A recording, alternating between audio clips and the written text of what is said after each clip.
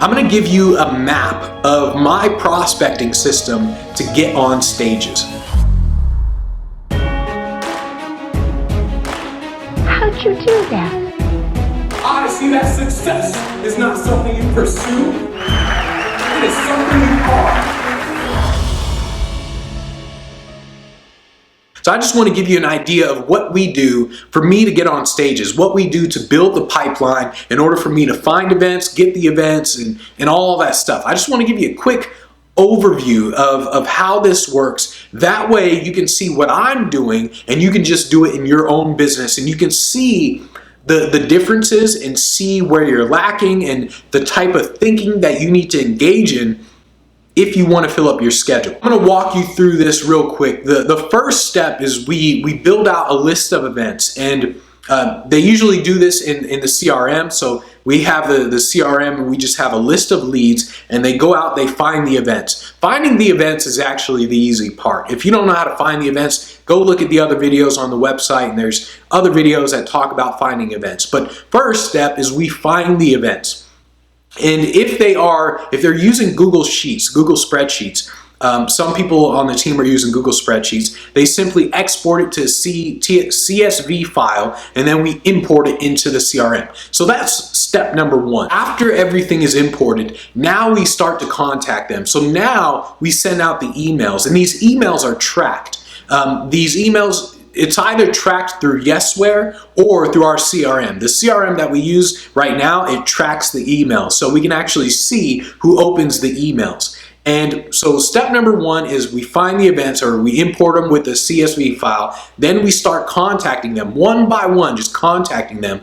And as we contact them, the emails that are sent out are being tracked. Now, once these emails are being sent out, we send a couple of emails. The first email is just, hey, who hires the speakers, who hires the presenters? That's the first email, and we have our whole cadence thing going on. But once someone says, hey, like once someone is interested, they either say like, oh yeah, we're interested, or they say, well, what are the rates? What are the prices? Now we go into the next step. The next step is our CRM. As soon as someone expresses interest, I tell people, you click on this button, it says convert, and they click convert, and it turns into a deal. It turns into an opportunity.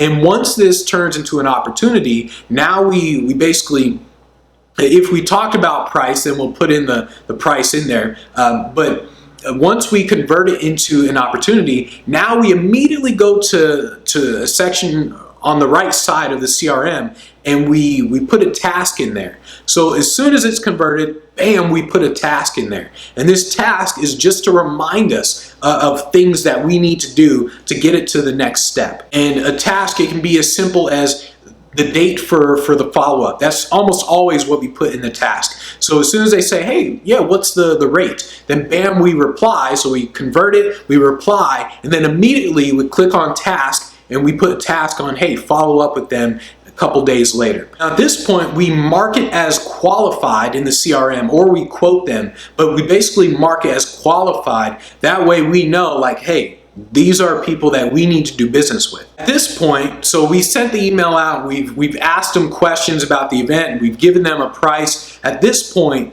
they respond back or they don't respond. If they respond back, good. If they don't respond, we have a cadence set up in order for us to contact them, follow all this stuff. But if they respond back, they'll respond in either two ways, like, sorry, that's too much, or we're not interested, or whatever, or they'll respond by saying, okay, let's go with it, and let's hire this guy. He's the most brilliant mind ever. Let's bring this guy in. If they say no, if they say, no, it costs too much, then we put that into the CRM. We now put not qualified, and we put the reason for it. We put, they said it costs too much, or whatever. Now, at this point, we almost always send an email.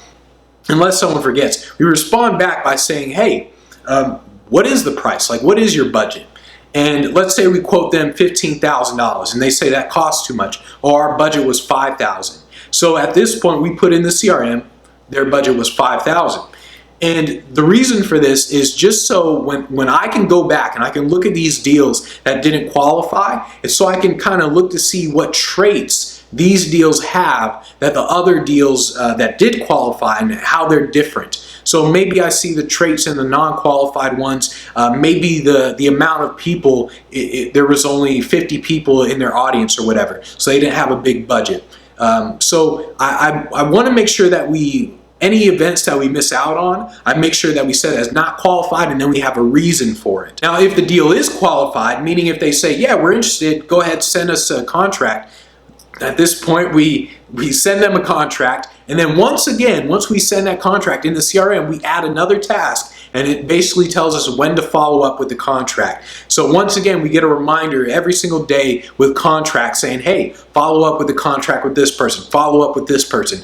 And we do this every single time that we engage in something, we add a task to make sure we know what the next step is. Now, there's obviously a lot more that goes into the whole system, but I just want you to understand the process that you have to engage in, the process that you have to build out with your CRM, with how you contact people, how you find people, and notice the specific steps that I mentioned, how it's specific steps. It's not just, oh, we find events and contact and hope that they come in. It's specific steps like, oh yeah, after they say this, we then put a task in, we do this. After they say that, we then do this. That's what a process is. If you don't have a process, you don't have any business, really.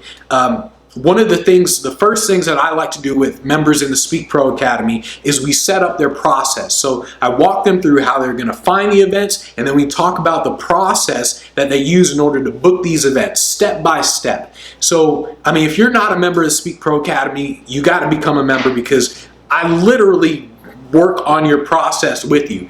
You can basically test and see what the process is like for yourself, or I can just tell you here's what works. But you got to make sure that you have the process built out, because the more clear you are on the steps you need to take, the easier it is for you to get business. So make sure you're very clear on your process, and that's kind of a glimpse into my process. Watch this again. Pay close attention to the thinking behind everything, how specific everything is. And if you were to see the CRM and if you were to actually see me do this, you would see like this is really specific. I mean, he can get really specific with, oh, step number 1, step 2, and all that. That's what you need to do. Build out your process.